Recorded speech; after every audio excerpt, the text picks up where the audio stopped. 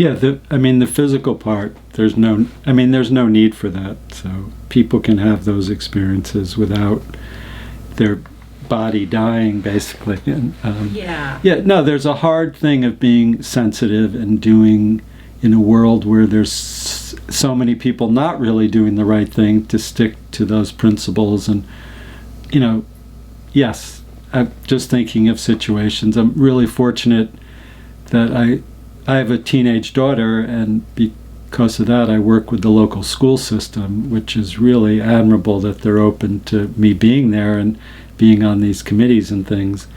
And there's definitely dealing with, in every situation, there's people that just don't get it. Let me put it that way. And it's hard, but it's, to me, it's like a mission. Like that's part of it is I can't sit back. I do feel like we are our brothers and sisters' keepers, and we have to help them, and especially kids, and children. I have to do things to make the world better. That's all there is to it.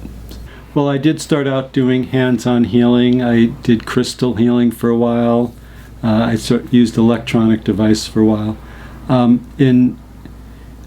There are thousands of masters, angels, teachers, and saints in spirit that are here to help us. And it's like you can't do nothing. Sometimes you have to do stuff to get, as you can tell, I don't really know how to explain it, but there's let's say, it's almost like there's different doorways, and sometimes you need to do things to open those doorways to call these spiritual beings in. So sometimes it is getting information. So we have a certain authority over things, and some of that authority is by labeling what it is. So I have, I know a lot of stuff in my mind mentally also. So when I'm working with someone, I get a general idea what it is. It could be anything. It could be acupuncture points. It could be psychological. It could be supplements. It could be anything. And then then you get your first step of information, then you get the next step, and then you get to it, and then the door opens and the light comes in. It's like they just feel better. So, but I also have a lot of information, so when I don't know exactly what it is, so I'll get to a certain, usually my intuition is all that's required, and I'll get all the information. Sometimes I'll get to a certain point that what I know, and this light energy is not coming in, then I will check in my mind lists of things that I have. So if it's, let's say if it's a skeletal system, there's something out of balance, and you start to check, well, is it the skull? Is it the spine? If I didn't get to that point already and the energy didn't start to move, so then you get to the key, and then it opens up and it happens. One of the really cool ones was someone I was talking to on the phone, and I was able to see there was a Native American healing guide with him. And I'm reluctant to say healing guides, because usually people they're not connecting to as high a place as possible when they use that term. Excuse me. So she was talking to me, and I saw this in 1 second, and she was telling me she had pain through her whole body for years, and she was talking. I've learned to interrupt people and say, there's this Native American healing guide with you. And she said, oh, I know, someone told me about it. And I could tell she was afraid. I said, you don't understand, this healing guide is there to help you. And like that, she said, I feel better. And I saw what happened. So that was a very cool story. So yeah, Sangam thing, it's not with a person, but I do house clearings also. And so this is for a realtor, and actually my sister's a realtor, and so she asked me one time at a family dinner if I do house clearings. I said yes. She said, oh, I have 2 houses, and she said, do I need to give you the addresses? I said, no, I don't need the addresses, but then she kept asking, so I said, okay, give me the addresses, because I knew sometimes what I do is a little even out there for people who believe in it. But as soon as she told me the address of one of the houses, this purple light showed up, and that house was done like in 1 second. And then she got an offer on that house the next day, and it sold. And I didn't find out about this till many months later, because she didn't tell me. But what I found out was they were trying to sell that house for like 7 years on and off, and it wouldn't sell. And that was just, again, I'm telling these instant stories, but a lot of times it takes more than one session for things to happen. Everyone has that connection to spirit in them, and through their qualities and their abilities, it can be expressed into the world, and that everyone has something really cool they can do. In one way, what I do, it's easy to see how cool it is. Some people have skills that we might not consider. I mean, being a parent is one of the coolest skills. Anything that you can get into and really love can be an expression of spirit. I do think it takes work, and regularly to stay connected to that. There's part of us that does not know that.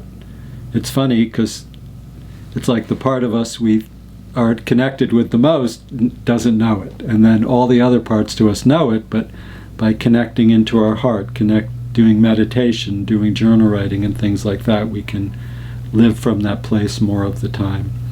I get one thing I'd like people to know is you don't have to meditate perfectly. So doing meditation works, and some days, I've been doing it almost every day for 40 years.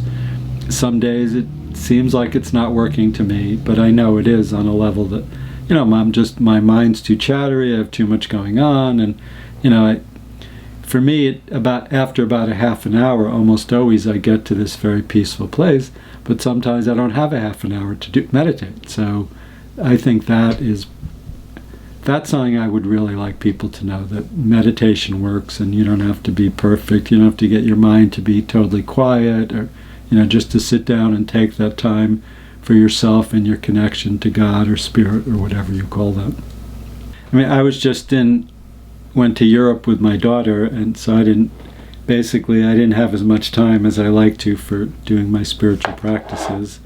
But I was glad, because I discovered all my time of doing it just really paid off, but it took a certain discipline. So basically today I had a great meditation, and it was like I didn't really have that, I didn't experience it in such a nice way for a couple of weeks, so I really missed it. So today was like, it's you're saying that I'm just not a normal person. It's that, that I look at the good in people, that I make my spiritual purpose the purpose of my life, that I take the time to meditate. I'm a very dedicated father. They're just things that they're just things, they're supposed to be a certain way, and it's kind of idyllic, but I guess that my life has become very committed to that. So I guess you're saying, how did it change? I don't know. I mean, my whole life's about it now, so it's looking back at, I could see the path of getting involved with polarity, then meeting another person in this, and this path. But my life changed from basically being a businessman and to being a spiritual person who makes my spiritual loving a priority. I do business consulting and try to convey those messages to business. Really cool business owners who make a lot of money. You need to make, and I even say I don't really use the word spiritual loving in business, but the comparable, the equal to that, and everyone goes, oh, they get it. So, just expressing the spiritual principles, the spiritual guidelines in everything, it just becomes a priority. So, and making millions of dollars can be part of it too. So, luckily it's catching on. So I think the last information, like the 25% of the Fortune 500 have companies have like mindfulness programs in their company. So it's like I said, I do stuff at the local school system. They can't really talk about religious things, but they have they don't even like to use the word mindfulness. But I'm on this committee It's called the School Climate Transformation Project. And the first year, every once in a while I'd mention meditation or mindfulness. And finally people said, yeah, we practice that, but there's not really a place for it in school. So, over the summer I decided I'm not going to mention it this year because it's just, I have to be a little more subtle in my approach.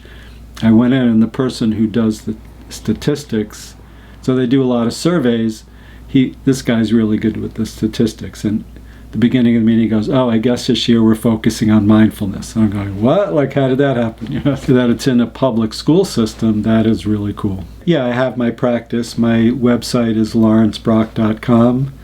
My YouTube is Dr. Lawrence Brock. Something in there also, I do meditation, I do Tai Chi, I do yoga, very regularly. Meditation almost every day, the others most days. And but I do talk to someone else who does what I do. And one of the things you're at, like, don't let your ego get in the way. So everyone thinks they have to do this on their own. You don't. It's not made to do on your own. And I can see so much with other people. I don't get to see as much for myself, and it's just set up that way so we can't avoid our karmic learning. So you make it no matter what. So you don't let other people's stuff get in the way. You don't let your stuff get in the way. You don't let the weather get in the way. You just don't let things get in the way. It's just, what's my next step? How can I be loving and take my next step at the same time?